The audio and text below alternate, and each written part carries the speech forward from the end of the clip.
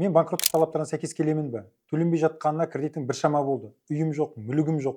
Немесе үйім бар, мүлігім бар, әйелім атында мүлік бар, ортақ меншік бар, үй ипотекада тұр. Банкроттыққа тапсырып, мына кредиттен құтыла аламын ба? Немесе кредитті 5 жылға шегеру, 5 жылға график жасау, осы мәселелерді қалай шешуге болады? Мінекей осындай көптеген сұрақтарға жауапты біздің кеңеске жазылып, банкроттық зерттеу жүргізіп, содан білуге болады. Біз банкроттық зерттеу жасаған кезде, біріншіден, адамның қаржылық жағдайын, мүліктік жағдайын, кредиттік жүктемесін, ағымдағы кірістер мен шығыстарын, жалпы адамның толығымен әлеуметтік, қаржылық, материал жағдайларын қарай отырып, тексере отырып, сіздерге банкроттық талдаумен қорытынды береміз.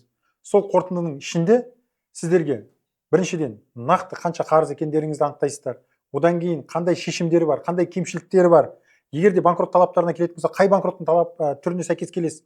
Банкротқа жалпы сәйкес келмесеңіз, одан кейінгі қадамдар қандай болу керек? График жасау тиімді ме, тиімді емес пе, арест шешу керек пе, қажет пе, сотқа жүгінсе не болады? Мінекей осылар жөнінде толымды үлкен кеңес аласыздар. Сондықтан дереу уайымдап жүре бермей, банкроттық талаптарына сәйкес келетініңіз, келмейтініңіз, немесе кредитті 5 жылға шегеруге болатын болмайтын анықтағыңыз келетін болса, бізге банкроттық зерттеуге, банкроттық талдауға жазылыңыздар.